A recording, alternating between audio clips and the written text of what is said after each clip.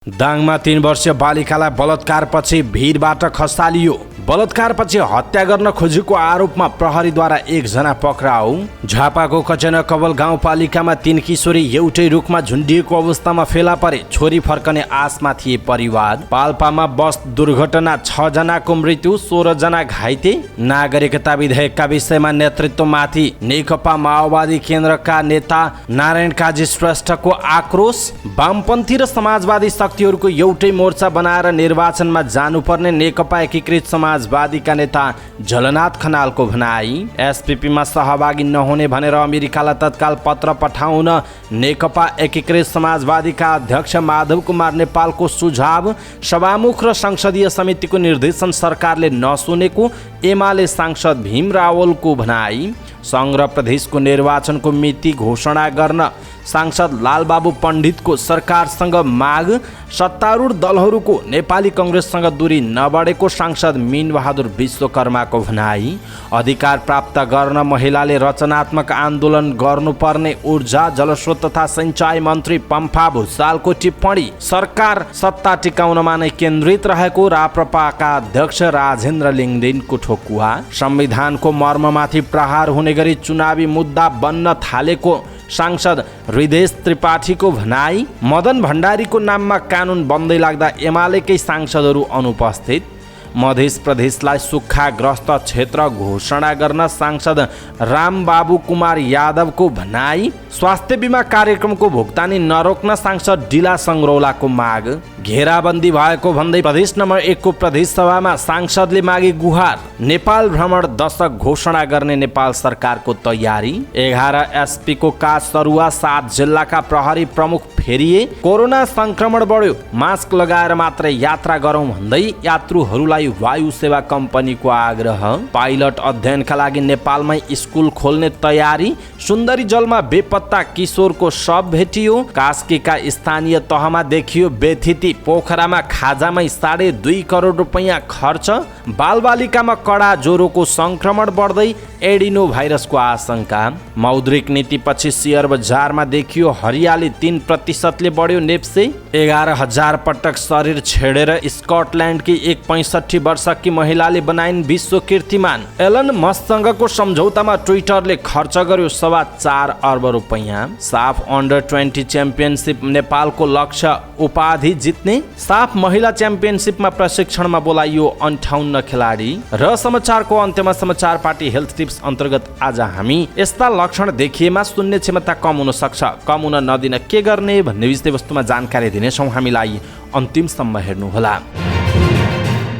दर्शक महानुभाव नमस्कार। समाचार पार्टी .com को न्युज बुलेटिनमा यहाँलाई हार्दिक स्वागत छ। म प्रहलाद चन्द्र घिमिरे। आज मिति विक्रमसम्म 2079 साल साउनको 9 गते सोमबार, यसैसम्म सन् 2022 जुलाई 25 तारिक आज सोम प्रदोष व्रत रहेको छ। सँगसँगै आज साउनको सोमबार पनि परेको छ र आज धेरै हिन्दू धर्मावलम्बीहरूले साउनको सोमबारको व्रत पनि बस्दैछन् र विभिन्न ठाउँहरूमा विभिन्न मन्दिरहरूमा आज भक्तजनहरूको पनि भिड लाग्दैछ। त्यसकारण यहाँहरू सम्पूर्णलाई साउने सोमबारको हार्दिक मङ्गलमय शुभकामना छ। हामीलाई कहाँबाट हेर्दै हुनुहुन्छ, कस्तो लाग्दैछ त्यो कुराहरू तलको कमेन्ट बक्समा कमेन्ट गर्नुहोला। दर्शक महानुभाव, पलपलको न्युज अपडेटका लागि तपाईँले अहिलेसम्म हामीलाई सब्सक्राइब गर्नुभएको छैन भने सब्सक्राइब गर्नुहोस् अनि नजिकै आउने बेल आइकनलाई क्लिक गर्नुहोला। हाम्रो मेहनतका लागि यो भिडियोमा एउटा सानो लाइक अवश्य गर्नुहोला। देशभित्रबाट हेरिरहनु भएको छ भने आफू रहेको गाउँ ठाउँ सहर जिल्लाको नाम लेख्नुहोला। विदेशमा हुनुहुन्छ भने कुन देशबाट हेर्नु भएको छ त्यो कुरा लेखिदिनुहोला। दैनिक रूपमा हेर्नुहुन्छ भने रेगुलर, आज पहिलोचोटि हेर्दै हुनुहुन्छ भने फर्स्ट टाइम लेख्न नबिर्सिनुहोला। आउनुहोस् दर्शक महानुभाव, आजका महत्त्वपूर्ण समाचार सुरु गरौँ दाङमा 3 वर्षीय बालिकालाई बलात्कारपछि भिरबाट खसालिएको प्रसङ्गबाट। दाङमा 3 वर्षीय बालिकालाई बलात्कारपछि हत्या गर्न खोजेको आरोपमा प्रहरीले 1 जनालाई पक्राउ गरेको छ। बबही गाउँपालिका 5 खैरवटीका 14 वर्षीय किशोरलाई बलात्कार गरेको आरोपमा पक्राउ गरेको इलाका प्रहरी कार्यालय तुलसीपुरका डीएसपी श्यामु अर्यालले जानकारी दिनुभयो। उहाँले किशोरले बालिकालाई बलात्कारपछि हत्याको प्रयास समेत गरेको आरोप लगाउनु भएको छ।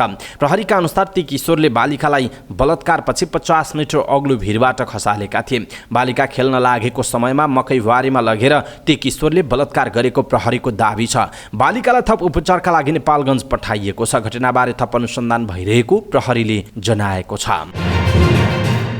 झापाको कचनकवल गाउँपालिका 5 की 16 वर्षीय करिना, कल्पना र 17 वर्षीय अञ्जली गणेश साथी हुन्। घर नजिकैको चिया बगानमा काम गर्ने उनीहरू प्राय सँगै हुन्थे। शनिबार दिउँसो 12 बजेतिर पनि उनीहरू सँगै निस्किए। घरबाट निस्किएपछि बेपत्ता भएका 3 जनाको शव आइतबार बिहान घर नजिकैको एउटा रुखमा झुन्डिएको अवस्थामा भेटियो। घटनास्थलमा आफन्तहरूसँग कुरा गरेर फर्किएका कचनकवल गाउँपालिका 5 का वडा अध्यक्ष नुर आलमका अनुसार 3वटै परिवार छोरी फर्किएर आउने आशामा बसेको थियो।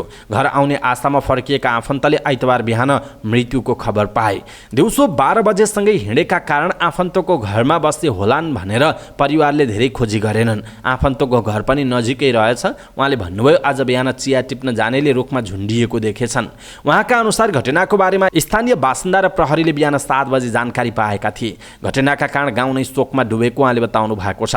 छोरी घर फर्कने आशामा बसेको 3वटै परिवारमा अचानक मृत्युको खबर पुगेको थियो। घटनाले मृतकको परिवार र गाउँ शोकमा डुबेको छ उहाँले भन्नुभएको छ। गाउँबाट पूर्वतर्फ रहेको झिङ खोलाको डिलमा रहेको बयरको रुखमा किशोरीहरू झुन्डिएको अवस्थामा मृत भेटिएको उहाँले बताउनुभयो। म घटनास्थलमा 10 बजेतिर पुगेको थिएँ। उहाँले भन्नुभयो, घटनास्थल आसपास भेला भएका गाउँलेहरू शोकमा थिए। 3 किशोरी साथी रहेको उहाँको भनाइ छ। उनीहरूसँगै काम गर्ने साथी हुन्। उहाँले भन्नुभयो, 81 झुन्डिएको अवस्थामा भेटिएका छन्। मृत्युको कारण खुलेको छैन। उहाँका अनुसार 16 वर्षीय करिना गणेशको घर घटनास्थलबाट करिब 400 मिटर पर पर्छ। कल्पना गणेशको घर घटनास्थलबाट करिब 200 मिटर टाढा छ। अञ्जली गणेशको घर भने घटनास्थलबाट करिब 2 किलोमिटर टाढा पर्ने जनाइएको छ। दर्शक महानुभाव, 3 किशोरी एउटै रुखमा झुन्डिएको अवस्थामा फेला परेका छन् र यो घटना रहस्यमय देखिएको छ। यसप्रति तपाईँको धारणा के छ? आफ्नो धारणा तलको कमेन्ट बक्समा कमेन्ट गर्नुहोला। तपाईँलाई यो मृत्यु हो, आफैले उनीहरूले आत्महत्या गरेका हुन् अथवा हत्या हो, के लाग्छ त्यो कुरा लेखिदिनुहोला। पाल्पामा बस दुर्घटना हुँदा 6 जनाको मृत्यु भएको छ। बागलुङको बुर्तिमाङबाट बुटवलतर्फ जाँदै गरेको लु 1J5952 नम्बरको बस पाल्पाको रेप्दीकोट गाउँपालिका 2 लघुवामा आइतबार बेलुका 5 बजेतिर दुर्घटना भएको हो। लुम्बिनी प्रदेश प्रहरी कार्यालयका इन्सपेक्टर वीरदत्त पन्तका अनुसार दुर्घटनामा 3 महिला र 3 पुरुषको घटनास्थलमै मृत्यु भएको छ। दुर्घटनामा घाइते भएका 16 जनाको पाल्पाको मिसन अस्पतालमा उपचार भइरहेको छ, जसमध्ये 2 जनाको अवस्था गम्भीर रहेको बताइएको छ। बस चालक पनि घाइते रहेको प्रहरीले जनाएको छ। नेकपा माओवादी केन्द्रका नेता एवं पूर्व उपप्रधानमन्त्री नारायण काजी श्रेष्ठले नागरिकता सम्बन्धी विधेयक प्रतिनिधि सभाबाट पारित गराएकोमा आपत्ति जनाउँदै सरकार र सत्तारूढ गठबन्धनप्रति आक्रोश व्यक्त गर्नुभएको छ। अन्तर्वस्तु र पद्धति दुवै हिसाबले गलत ढङ्गले सो विधेयक प्रतिनिधि सभाबाट सरकारले र सत्तारूढ गठबन्धनले पारित गराएकोमा सत्तारूढ गठबन्धनका एक वरिष्ठ नेता श्रेष्ठले रोष प्रकट गर्नुभयो। आइतबार काठमाडौँमा आयोजित कार्यक्रममा बोल्दै उहाँले सो विधेयक पारित गराउन नहुने विषयमा आफूले पार्टीमा राष्ट्रिय सभामा बोले पनि त्यसलाई बेवास्ता गरेर पारित गरिएको गुनासो समेत गर्नुभएको छ। दलहरूमा वैचारिक राजनीतिक स्खलन भएपछि यस्तो अवस्था आएको नेता श्रेष्ठको भनाइरहेको थियो। पूर्व प्रधानमन्त्री तथा नेकपा एकीकृत समाजवादीका सांसद झलनाथ खनालले वामपन्थी र समाजवादी शक्तिहरूको एउटै मोर्चा बनाएर निर्वाचनमा जानुपर्ने बताउनु भएको छ। आइतबार नयाँ बानेश्वर स्थित संसद भवनमा सञ्चारकर्मीहरूसँग संक्षिप्त कुराकानी गर्दै पूर्व प्रधानमन्त्री खनालले देशका वामपन्थी र समाजवादी शक्तिहरूको एउटै मोर्चा बनाएर निर्वाचनमा जाने विषयमा छलफल भइरहेको बताउनु भएको हो। उहाँले यस सम्बन्धमा 2 पटक छलफल भइसकेको र छलफलको क्रम जारी रहेको बताउनुभयो। उहाँले देशको आवश्यकता वामपन्थी शक्तिहरू एकै ठाउँमा आउनु भए पनि कतिपय समूह त्यसका निम्ति तयार नभएको पनि बताउनुभयो। सत्ता साझेदार नेकपा एकीकृत समाजवादीका अध्यक्ष एवं पूर्व प्रधानमन्त्री माधव कुमार नेपालले अमेरिकी स्टेट पार्टनरसिप प्रोग्राम एसपीपीमा सहभागी नहुने भनेर तत्काल अमेरिकालाई पत्राचार गर्न प्रधानमन्त्री शेरबहादुर देउवालाई दबाब दिनुभएको छ। क्याबिनेटले एसपीपीमा सहभागी नहुने भनेर गरिएको निर्णय कार्यान्वयनमा ढिलासुस्ती भएको उल्लेख गर्दै अध्यक्ष नेपालले त्यसलाई तत्काल कार्यान्वयन गर्न अमेरिकालाई पत्राचार गर्न प्रधानमन्त्री देउवालाई पुनः दबाब दिनुभएको हो।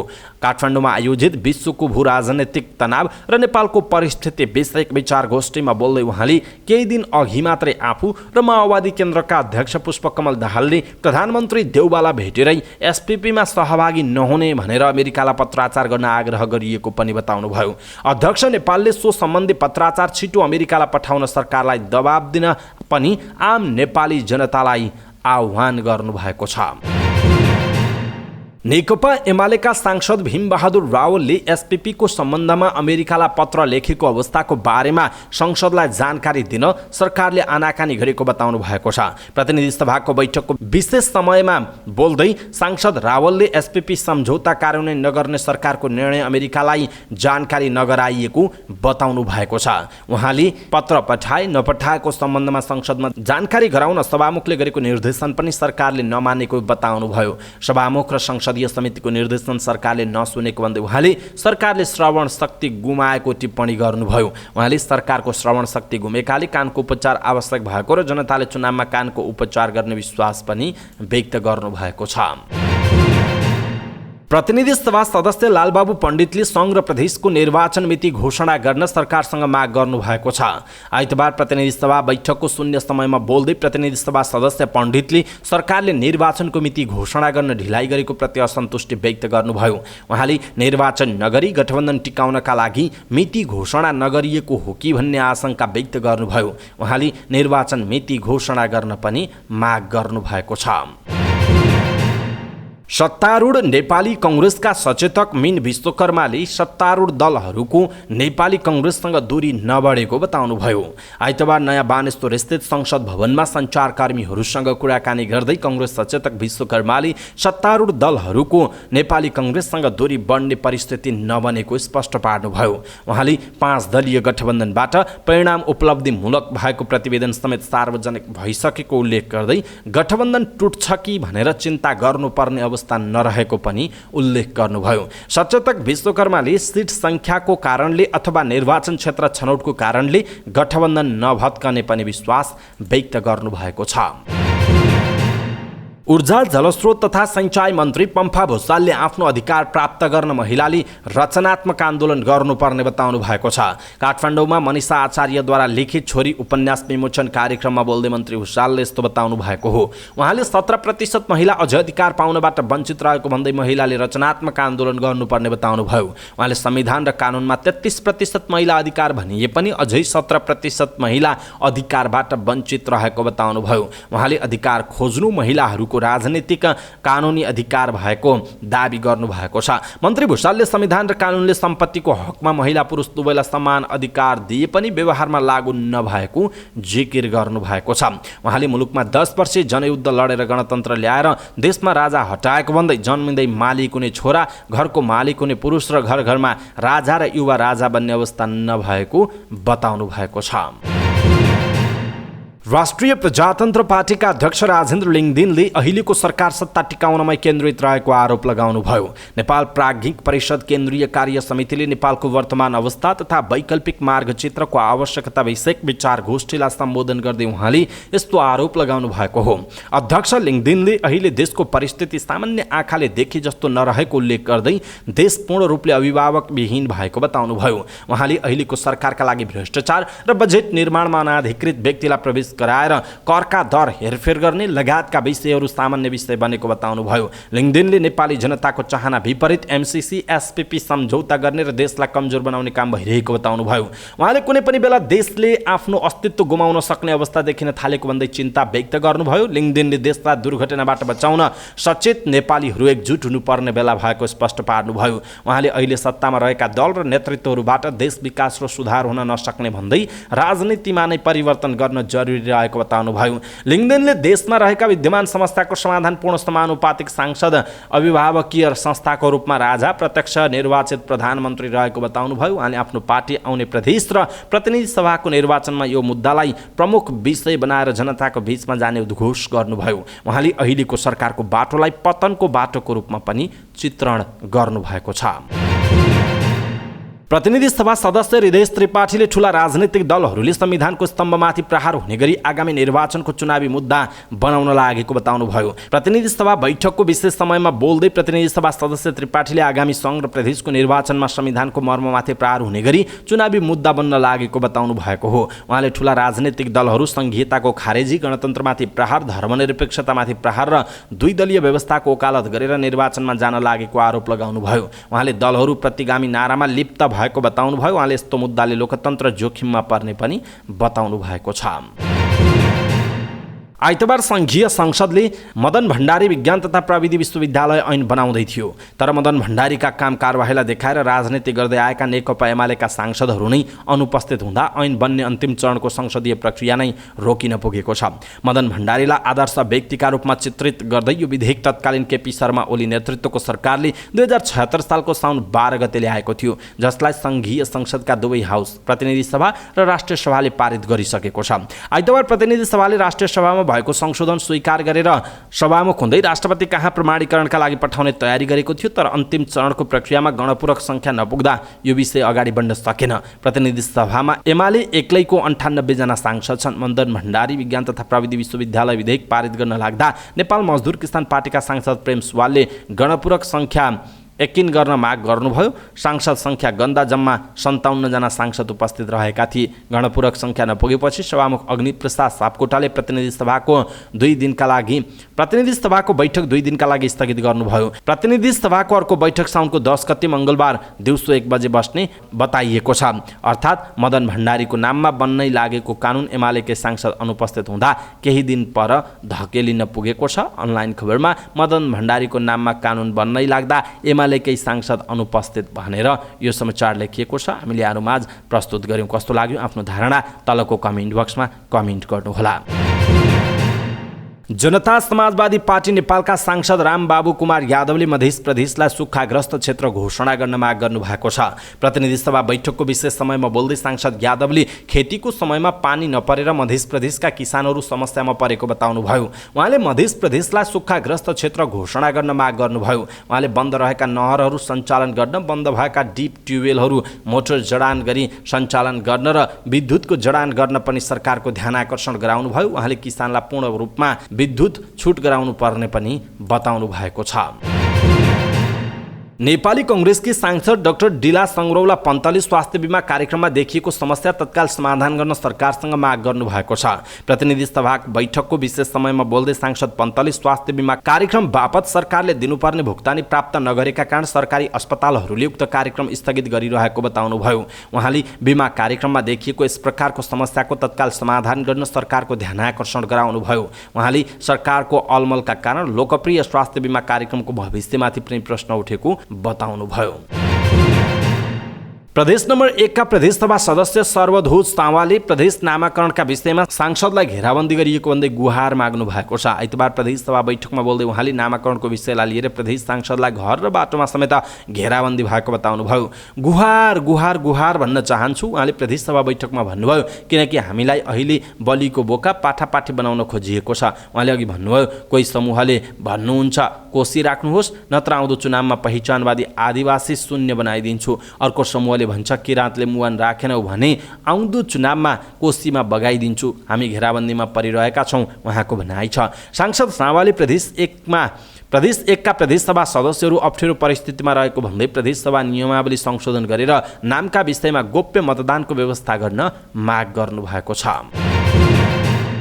सरकारले सन् 2023 देखि 2033 लाई नेपाल भ्रमण दशक घोषणा गर्ने भएको छ। आइतबार संस्कृति पर्यटन तथा नागरिक उड्डयन मन्त्रालयले पर्यटन पुनरुत्थान कार्ययोजना सार्वजनिक गर्दै यस्तो घोषणा गरेको हो। पर्यटन मन्त्री जीवनराम श्रेष्ठले कार्यभार सम्हाल्ने क्रममा नै गर्नुभएको रिकभरी प्लान ल्याउने निर्णय अनुसार आइतबार मन्त्रालयले पर्यटन पुनरुत्थान कार्यक्रम सार्वजनिक गरेको हो। कार्ययोजना प्रस्तुत गर्दै मन्त्रालयका सहसचिव होम प्रसाद लुइटेलले सन् 2023 देखि 33 लाई नेपाल भ्रमण दशक 3 महिनाभित्र घोषणा गरिसक्ने गरी तयारी गरिरहेको बताउनु भएको छ।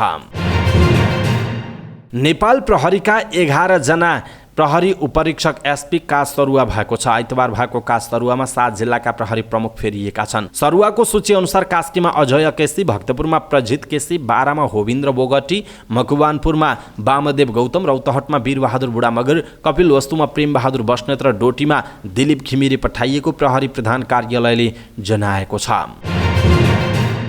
कोरोना भाइरस कोभिड-19 को संक्रमण बढ्न थालेसँगै वायु सेवा कम्पनीहरूले यात्रुहरूलाई सचेत गराएका छन्। निजी क्षेत्रका वायु सेवा कम्पनी बुद्ध एयर, यति एयरलाइन्स, श्री एयरलाइन्सले यात्राका दौरान अनिवार्य रूपमा मास्क लगाएर सुरक्षित हुन आह्वान गरेका हुन्।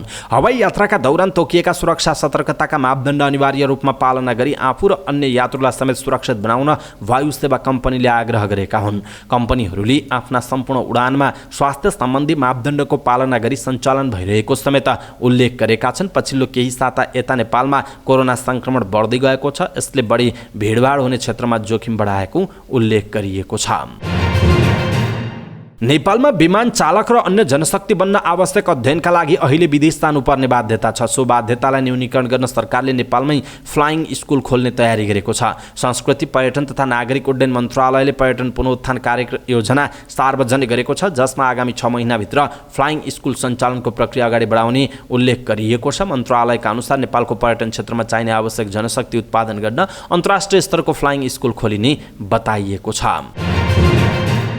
काठमाडौँको सुन्दरीजल खोलामा खसेर बेपत्ता भएका किशोरको शव भेटिएको छ। शनिबार हराएका 16 वर्षीय शुभम श्री प्रधानको शव आइतबार भेटिएको जिल्ला प्रहरी परिसर काठमाडौँका एसपी दिनेश राज मैनालीले बताउनु भएको छ। उहाँका अनुसार ढुङ्गाको चेपमा अड्किएको अवस्थामा प्रधानको शव भेटिएको छ। शनिबार साथीहरूसँग घुम्न गएका कपनका प्रधान खोलामा खसेको स्पिकर टिप्न जाँदा लडेका थिए। खोलामा हराए लगत्तै नेपाल प्रहरी, नेपाली सेना र सशस्त्र प्रहरीको विशेष टोलीले उनको खोजी गरेको थियो। प्रधान 7 जना घुम्न शिवापुरी राष्ट्रिय निकुञ्जभित्र पर्ने सुन्दरी जलमा गएका थिए।